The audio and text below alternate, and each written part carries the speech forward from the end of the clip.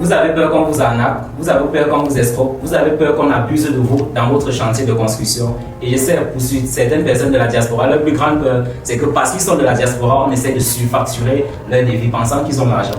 Or, il n'en est rien. Alors, dans cette vidéo, je m'en vais vous expliquer concrètement et simplement comment faire vous-même votre propre devis. Cette vidéo est le premier épisode d'une série de plusieurs vidéos où je m'en vais vous expliquer comment est-ce qu'on peut faire le devis vous-même en tant que propriétaire. Vous pouvez vous-même faire votre devis de construction. Alors, comment ça se passe? Je vous invite ici.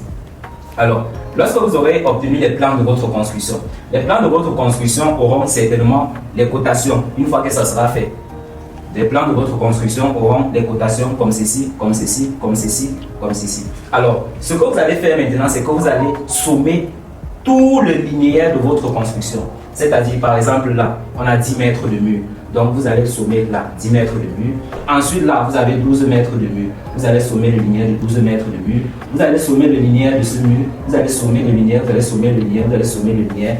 En fait, vous allez additionner chaque dimension de là où vont passer vos murs. Donc, c'est-à-dire, par exemple, si je prends cette simple cuisine, il y a par exemple 3 mètres de mur, plus 2 mètres de mur, plus 4 mètres, ça fait combien? 3 plus 2 plus 4, ça fait 5, 9, plus cette dimension-ci, plus cette dimension, 1 mètre. Donc, ça veut dire que pour cette cuisine, on a par exemple 10 mètres de mur. Et vous allez faire ainsi pour chaque pièce de votre construction, ça va déterminer le nombre de mètres linéaires de mur pour votre construction.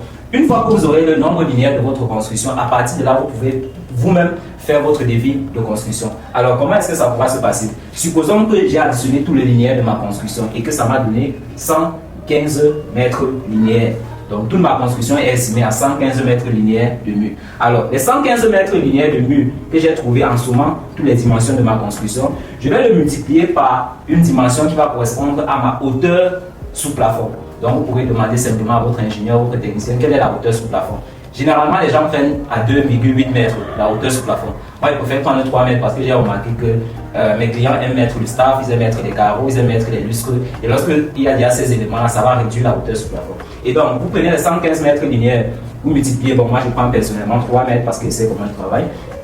Et donc, les 115 mètres linéaires, vous allez multiplier par la hauteur sous plafond. Cette hauteur sous plafond, vous demandez à votre ingénieur ou bien à celui qui a conçu votre plan. Une fois que vous multipliez par 3, vous allez multiplier ensuite par 12,5 tout simplement. Et ce que ça va vous donner va correspondre, par exemple, dans ce cas précis, au nombre exact de parpaings de votre construction. Et donc, lorsque je fais par exemple le calcul, j'ai donc 115 mètres linéaires que je multiplie par 3, que je multiplie par 12,5 et ça va me donner 4312 parpaings. Ça voudrait donc dire que dans ma construction, j'aurai 4312 parpaings ou bien agglos dans ma construction. Donc, je connais déjà le nombre exact de parpaings qu'il faudra pour construire ma maison. Et maintenant, le prix du parpaing au Cameroun est actuellement à 225. Donc, vous faites des 4312 là que vous allez multiplier simplement par 225 ou 250, ça dépend des zones. 250 multiplié par 250, ça va donner donc 1 078 125. Ça voudrait donc dire que lorsque vous allez faire le devis, lorsque vous allez faire vous-même votre propre devis, en termes de nombre de prix, le prix que vous aurez à débourser pour les parpaings sera à 1 078 125. Et donc, c'est comme ça qu'on fait par exemple pour déterminer le nombre de parpaings. Dans une prochaine vidéo, je vais vous expliquer comment déterminer la quantité de ciment, déterminer la quantité de sable, déterminer la quantité de fer. Et donc, je vous invite simplement à vous abonner pour ne rien rater des prochains épisodes. Je vous remercie, je suis René Nokoudem, ingénieur en génie civil. Prenez soin de votre santé. Bye bye.